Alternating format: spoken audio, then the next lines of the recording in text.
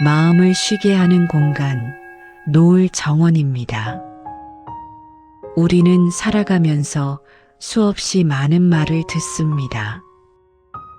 그 중에서도 가장 마음을 흔드는 말은 다름 아닌 싫은 소리입니다. 누군가의 한마디가 마음에 깊은 상처를 남기기도 하고 하루의 기분을 송두리째 흔들어 놓기도 합니다. 반대로 우리는 스스로도 모르게 누군가에게 상처되는 말을 하기도 합니다. 이 영상에서는 싫은 소리를 들었을 때 어떻게 대처해야 하는지, 그리고 내가 누군가에게 싫은 소리를 하지 않기 위해 어떻게 마음을 다스려야 하는지에 대해 이야기해 보려 합니다. 이것은 단순한 인간관계 기술이 아니라 결국 내 마음을 지키는 방법입니다. 싫은 소리를 들으면 우리는 본능적으로 움츠러듭니다. 심장이 빨라지고 얼굴이 뜨거워지고 방어적으로 변합니다. 그 순간 우리의 마음은 위협을 느낍니다. 하지만 부처님은 말씀하셨습니다. 말에 휘둘리지 않는 마음이 곧 자유다. 우리가 듣는 말이 곧 나의 진짜 모습이 되는 것은 아닙니다. 하지만 우리는 자주 그 말에 나를 더 씌우고 괴로워합니다. 싫은 소리를 들었을 때 가장 먼저 해야 할 일은 멈추는 것입니다. 반박도, 변명도, 감정적 반응도 잠시 멈추는 것입니다. 왜냐하면 대부분의 상처는 말 그 자체보다 그 말에 즉각적으로 반응할 때 더 깊어지기 때문입니다. 한번 깊게 숨을 들이마시고 감정을 확인해 보세요. 내가 지금 화가 난 건 말 때문인가? 말투 때문인가? 이 사람이 나를 공격하려는 의도였을까? 아니면 단지 표현이 서툰 걸까? 이 질문을 던지는 순간 감정의 폭풍은 조금씩 잦아듭니다. 두 번째 단계는 말의 진짜 의미를 다시 생각해 보는 것입니다. 상대의 말이 100% 진실일 수도 있지만 100% 틀릴 수도 있습니다. 대부분의 경우 그 사이 어딘가에 있습니다. 부처님은 이렇게 말했습니다. 비판을 들을 땐 유익한 것만 취하고 나머지는 흘려보내라. 누군가의 말 중에서 나에게 도움이 되는 부분이 있다면 그것만 취하면 됩니다. 나머지는 그 사람의 감정, 그 사람의 시선일 뿐입니다. 모두 짊어질 필요는 없습니다. 세 번째는 거리두기입니다. 싫은 소리의 대부분은 타인의 감정이 실려 있습니다. 상대가 피곤해서, 불안해서, 자격지심 때문에 쏟아낸 말일 수도 있습니다. 즉, 그 말은 당신에게 한 말 같지만 사실은 상대 자신의 마음을 드러낸 말일 가능성도 큽니다. 부처님은 이것을 타인의 독을 내가 삼킬 필요는 없다고 표현했습니다. 그 사람이 던진 말에 감정이 묻어 있다면 그 감정까지 내가 받아들일 이유는 없습니다. 이제 반대로 생각해 봅시다. 나는 누군가에게 싫은 소리를 하고 있지 않은가? 나도 모르게 누군가를 불편하게 만들고 마음을 다치게 하고 있지는 않은가? 사실 우리는 선의를 담아서 한 말도 상대에게는 잔소리, 비난, 지적처럼 들릴 때가 많습니다.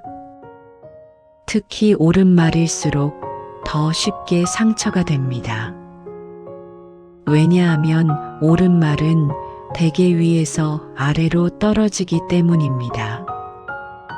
싫은 소리를 자제하기 위한 첫 번째는 말하기 전 멈춤입니다. 말은 한번 내뱉으면 돌아오지 않습니다. 그래서 부처님은 말했습니다. 입은 재앙의 문이다. 말하기 전에 3번 살펴라. 말하기 전에 마음속으로 3가지를 묻는 것입니다. 이 말이 정말 필요한 말인가? 이 말이 지금 해야 하는 말인가? 이 말이 상대에게 상처가 되지는 않을까? 3가지 중 하나라도 아니오라면 그 말은 잠시 내려놓는 것이 좋습니다. 두 번째는 의도보다 효과를 본다는 마음가짐입니다.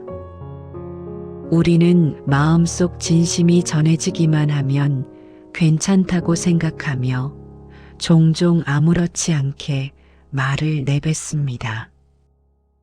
하지만 아무리 선한 의도라 해도 그 말이 상대를 다치게 하는 순간 이미 그 말은 선한 말이 아닙니다.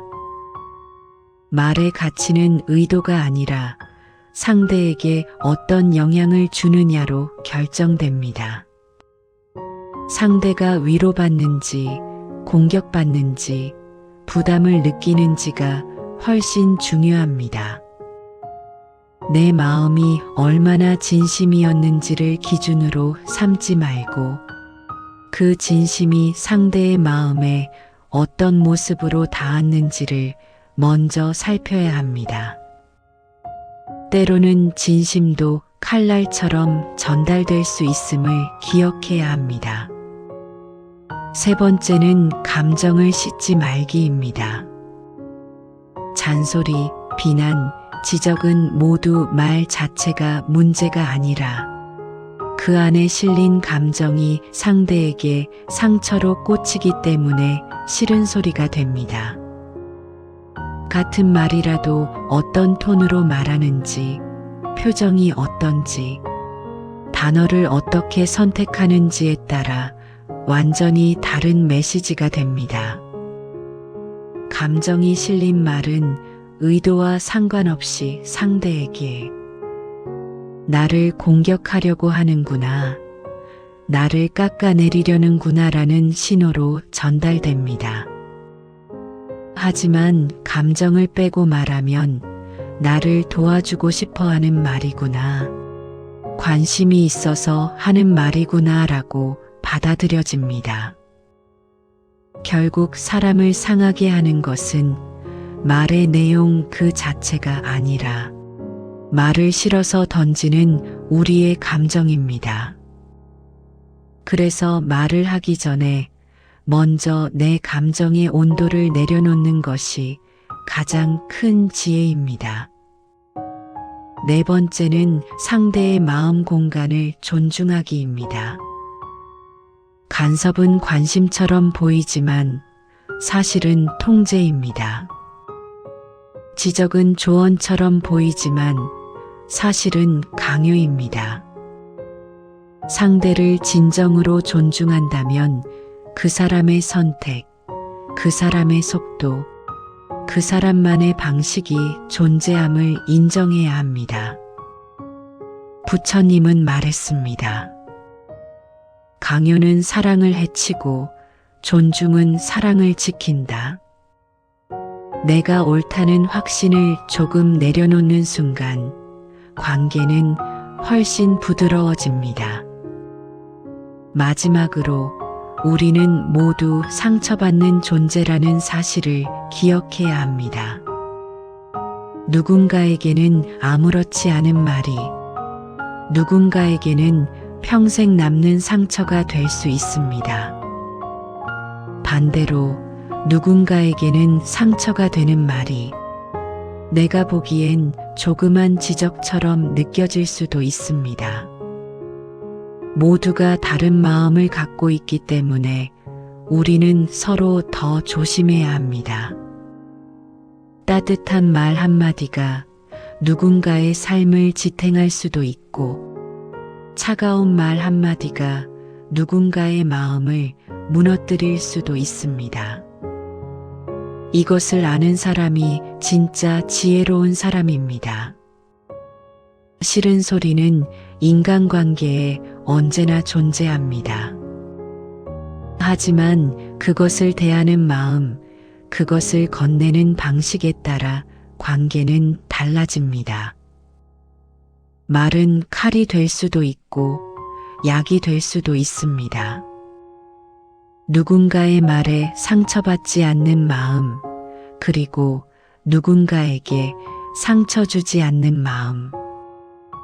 이 두 가지가 동시에 있을 때 우리는 훨씬 평화로운 관계 속에서 살아갈 수 있습니다. 말을 조심하는 것은 곧 마음을 조심하는 것입니다. 그리고 마음을 지키는 사람은 결국 자기 인생을 지키는 사람입니다.